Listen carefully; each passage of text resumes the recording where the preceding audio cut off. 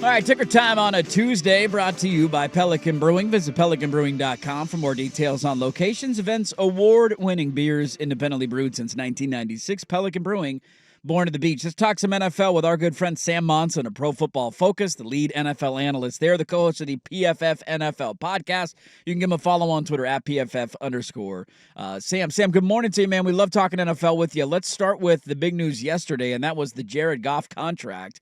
Whenever you see numbers next to a quarterback's name like Goff, everybody's going to freak out and their heads are going to melt. What was your reaction to the Lions locking up their guy who darn near led them to a Super Bowl last year?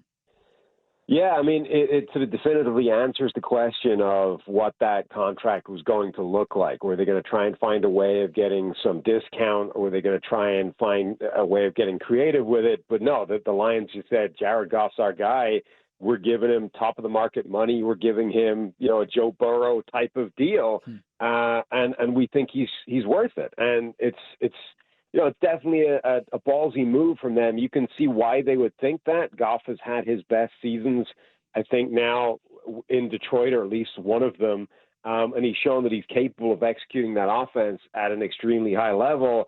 And this is a team that expects to be contending for the next few years based off the moves that they've already made and the players that they've got locked up long term. But I think the way of summing it up is that now for Brad Holmes and Dan Campbell, that the difficulty level is just getting notched up one or two spots with this Goff contract. It's getting more expensive. It's going to put more of a squeeze on the salary cap and reduce the flexibility that they have to sign other players. So they've done an amazing job. They've been one of the best franchises in terms of how they've built this thing over the last few years. Now they're notching up the difficulty level. How did Miami feel about this?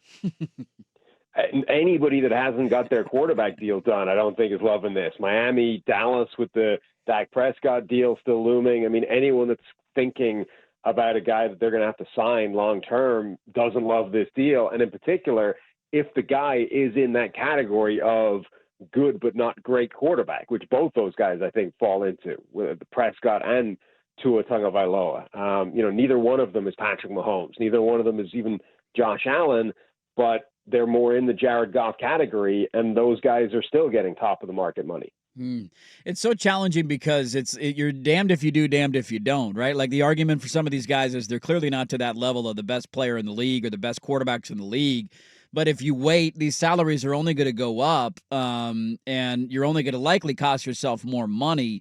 How difficult is it going to be for years to come to actually build these rosters out as championship-level contenders when you are paying a guy who's maybe the 8th, 9th, 10th, 11th best quarterback in the NFL $55 to $60 million a year, because these deals are only going up, and that trend is not going to stop? Yeah, it's very difficult. Obviously, the salary cap is going up as well, so that's part of why the contracts are going up. But the point is, if you don't have one of those top guys that are truly transcendent, that can, like Patrick Mahomes and the Chiefs are going to be the favorite for the Super Bowl every single year of his career in August. Every year that Patrick Mahomes is there, the Chiefs are going to be the favorite going into the season, whether or not they win the Super Bowl or not. That's just the advantage that having Patrick Mahomes gives you.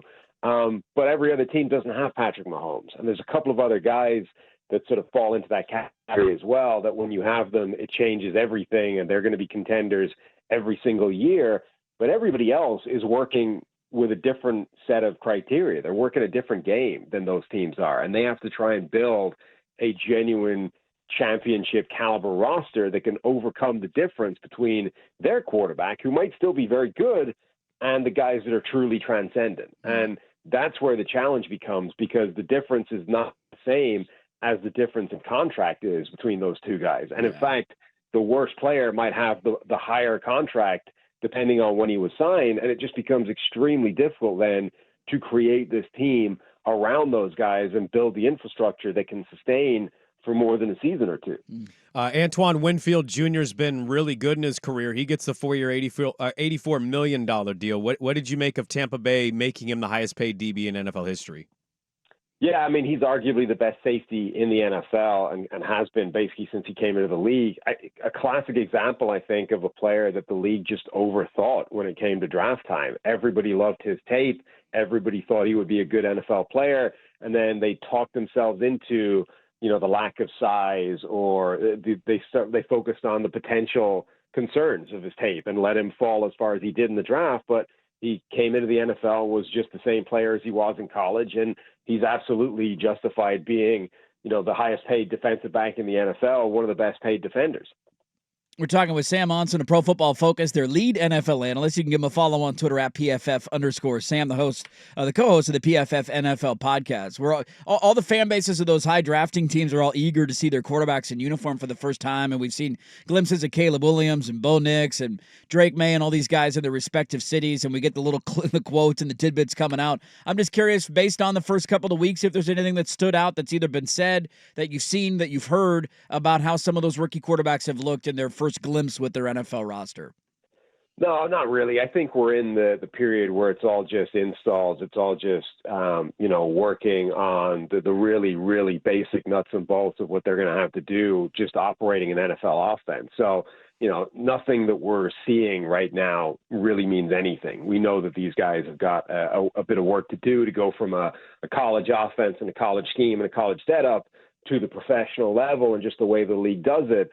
But we won't know much until we get to at least the more serious aspect of the offseason in terms of training camp and preseason and those kinds of things. Right now, it's just painting by numbers.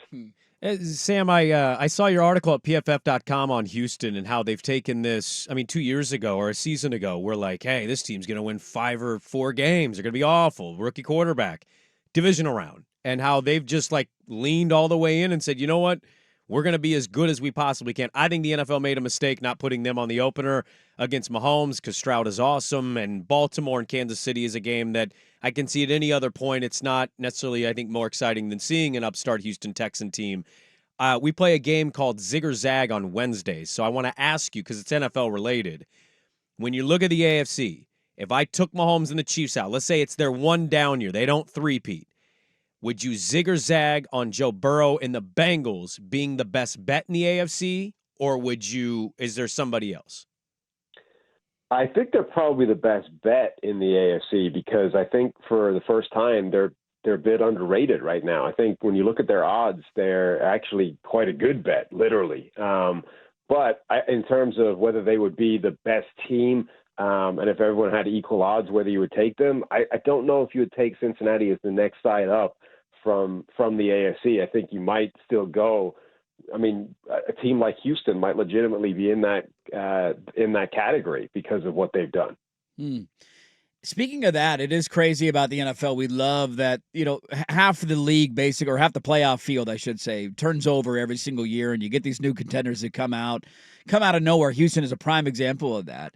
Are there any teams that kind of stand out to you that are like, all right, I'm starting to circle this one, or, hey, keep an eye on this team. They only won X amount of games last year, but they're ready and poised to maybe make a pop, similar to what Houston did last season?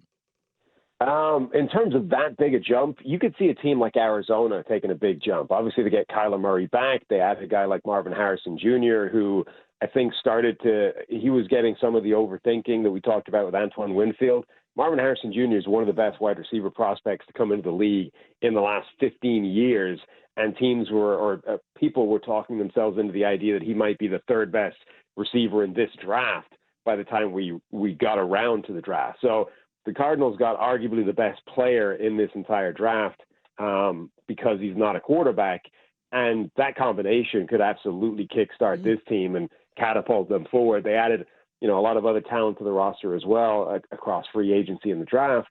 So I think Arizona definitely has the potential to take a big jump relative to, 4 wins last season. On May 14th, Sam, if I was to press you today and say, what is your expectation? What are you expecting year one with Harbaugh in LA? What is the number you see in your head that seems pretty realistic despite all the difficulties they have with their cap and their roster?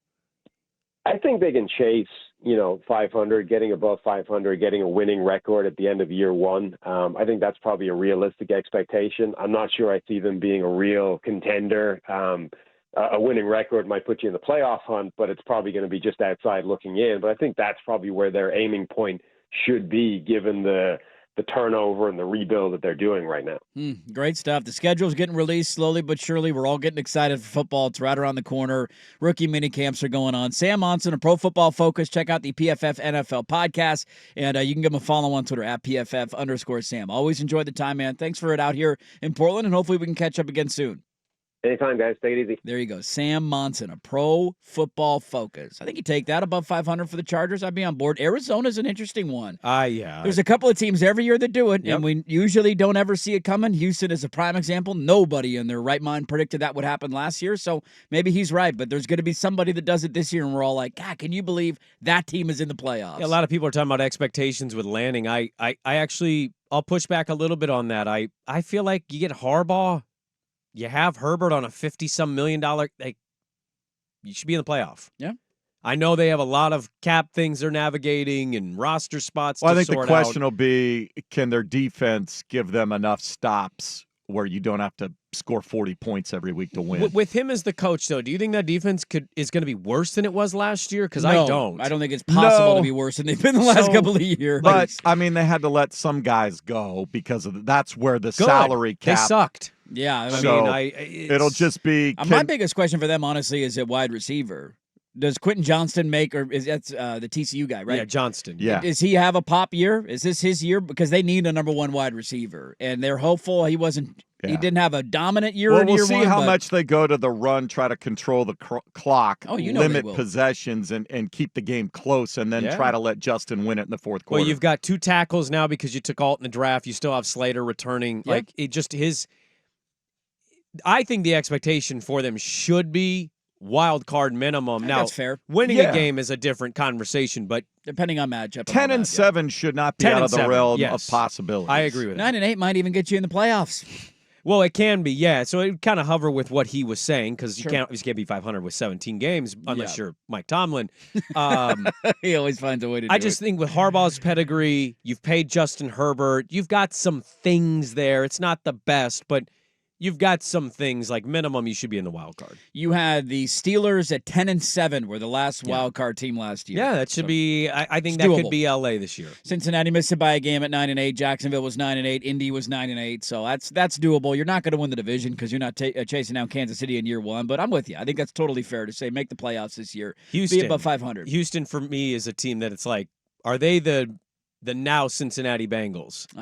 The young team, and then they popped year one. Here they go, the AFC title game year 2. Yeah, we saw that with Cincinnati, man, right out of the gate with Joe Burrow.